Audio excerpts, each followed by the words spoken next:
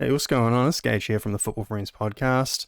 Coming at you with another video, and sure, a bunch of you may have seen it, but Darwin Núñez has done a big naughty in his first home game for Liverpool and gotten himself a red card.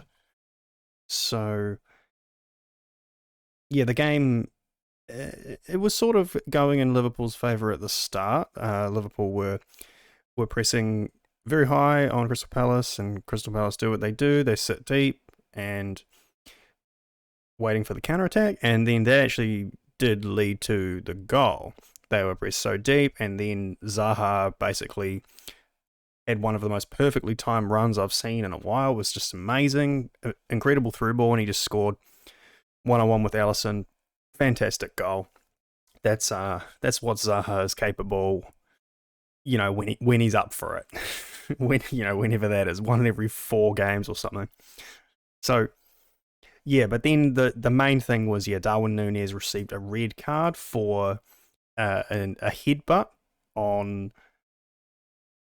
the Crystal Palace player whose name I'm blanking on right now, Andersen, Joachim Andersen, and have the video of it here. So, it took a little while to find a video that actually included the bit that led up to it. So there's the red card, 56th minute. So this is what happens before. Andersen here and Núñez are having a bit of a tussle, like just before. And so they sort of go like that. And then Andersen sort of gets in his face, and then Núñez goes there with the headbutt. But now look, this is why football gets so much shit. Like, he falls over, like he didn't need to do that. Like, he shoves him, sort of saying like, hey, like, you were backing into me too much or whatever. Núñez loses his cool, tries to go chest to chest, but then sort of bumps him in the face with his head, and he falls down like a little pussy bitch. Like, I mean, I understand why you do it. He actually, this is like ultimate, 8D chess maneuver. Like, Andersen has just managed to completely get in Darwin's head and make him lose his cool and get sent off. And since this is going to count as violent conduct, he's going to miss at least 3 matches, and the appeal won't work. I mean, there's obviously a red card, and so he's going to miss, at least he's going to miss the match against Manchester United next. So I can't say I'm not too upset about this one. But yep, totally lost his cool. That's not a good sign. He gets sent off. Milner stepping in, just see. Oh yeah, it's quite a decent hit too. It wasn't an accident. And yeah, and Jurgen Klopp, have Jurgen Klopp's reaction here. He wasn't very happy about it either. So I've got to turn the sound on a little bit. How loud is this going to be? Positive start, and then getting the red card. I saw it now back. That's of course a red card.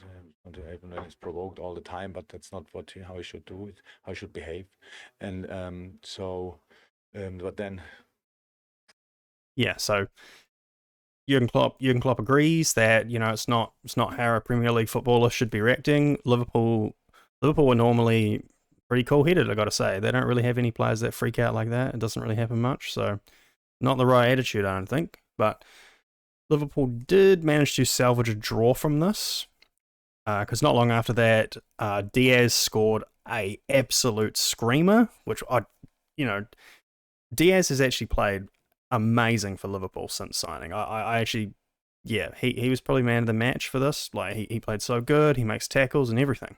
Good player. So this leaves Liverpool with only 2 points. So 2 draws since the start of the season. One against Fulham and now one against Crystal Palace. And they're going to miss Darwin Núñez for the next 3 games.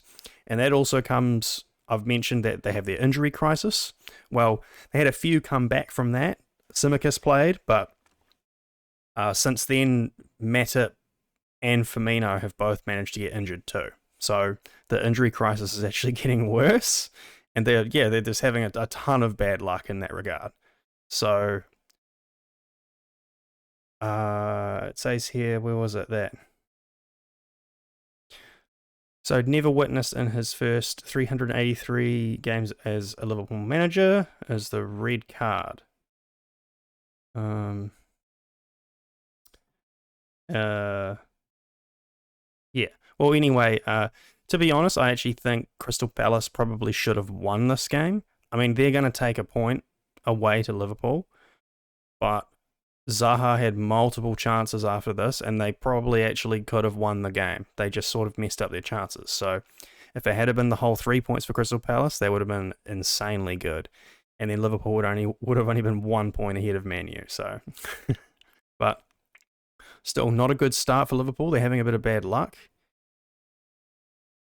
And yeah, okay, well, that's all I want to say on that. So thanks for tuning in. Thanks for listening to the Football Friends podcast. Like and subscribe and tell your friends. And I'll probably see you tomorrow with another video. Cheers.